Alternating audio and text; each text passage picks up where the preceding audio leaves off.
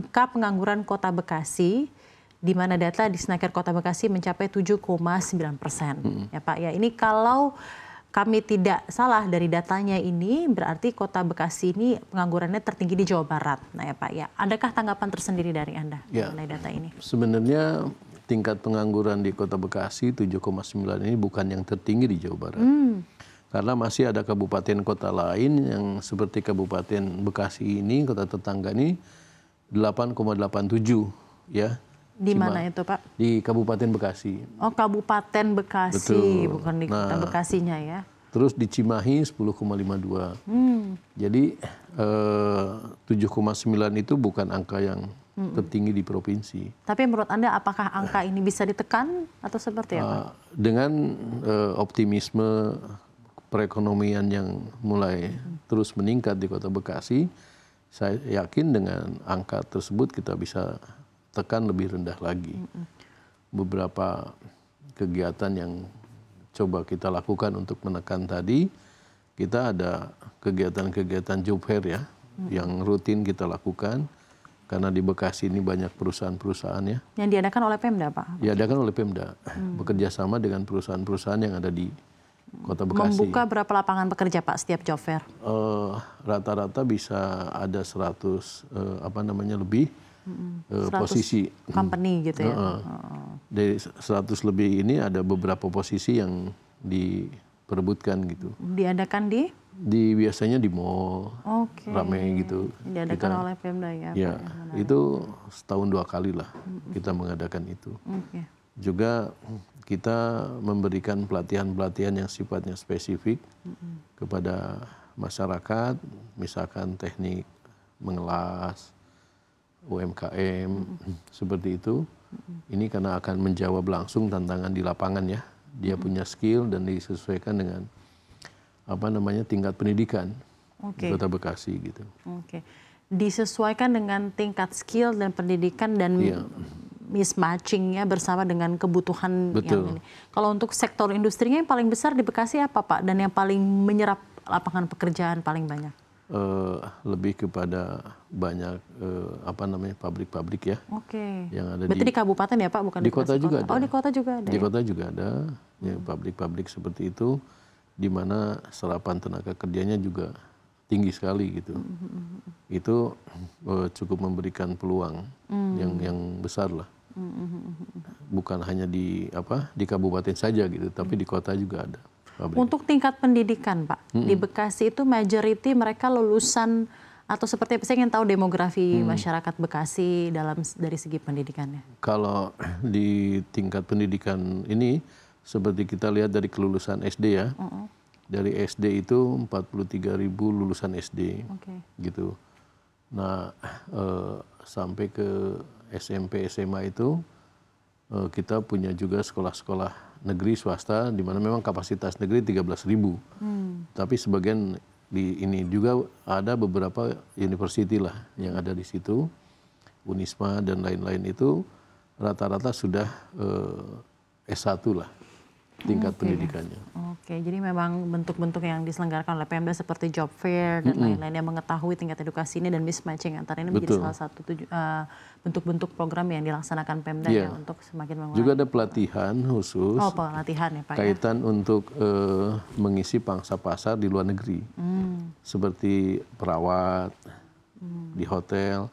Itu ada pendidikan-pendidikan yang spesifik seperti itu untuk di training dan disalurkan ke Jepang. Banyak sekali itu sekarang di Kota Bekasi ini. Cuman memang kadang masih berimbang nih antara warga Bekasi dengan pendatang yang mau keluar mengikuti pelatihan. Karena sebagian besar culture di Bekasi ini lebih baik jangan jauh-jauh. Masih ada ya, seperti itu. Lucu juga ya Pak ya, ada hal-hal seperti itu. Coba pelajari seperti Jadi keengganan untuk merantau gitu ya Pak, inginnya di Kota Bekasi, saking cintanya gitu ya Pak. Menarik Pak, jadi ada demografis dan sisi social culture yang juga bisa kita ketahui ya Pak ya tentang masyarakat Bekasi. Nah Pak, sekarang ke data-data ekonomi, realisasi investasi Pak. Hingga kuartal 2 tahun 2024 ini bagaimana realisasi investasi di Kota Bekasi? Apakah sudah sesuai target yang ada? Kalau target realisasi investasi ini di Kota Bekasi ini sudah semakin baik ya.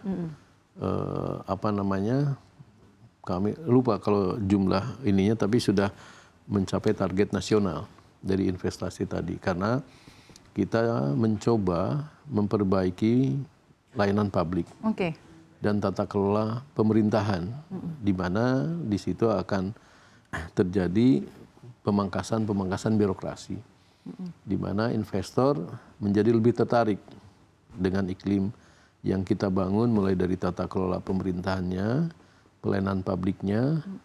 Ini mengundang banyak investasi, dan terbukti juga dari banyaknya perizinan yang dikeluarkan oleh DPM PTSP. Ya. Itu yang kita cermati. Pak. Sudah sesuai target berarti, Pak? Betul. Iya.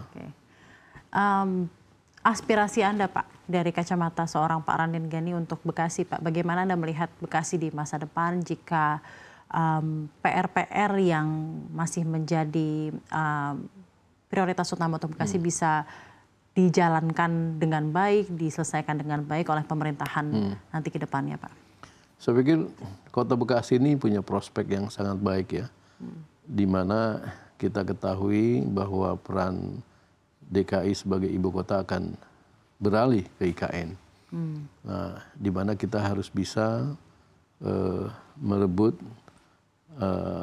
keunggulan-keunggulan yang selama ini dimiliki oleh DKI, kita bisa ambil. Apalagi Kota Bekasi sebagai kota aglomerasi yang berbatasan langsung dengan DKI Jakarta. Ya.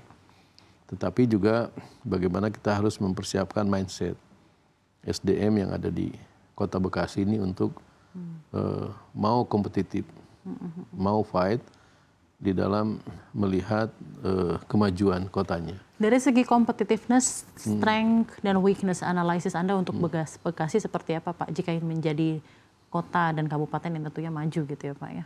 Ya, tadi saya melihat bahwa potensi Kota Bekasi ini memiliki potensi. Nah, oleh karena itu bagaimana SDM yang akan menjalankannya itu yang harus SDM visioner. Ya, Pak ya. Jadi kembali kepada people ya, Pak ya? Saya kembali kepada SDM. Lebih ya harus yang visioner lah.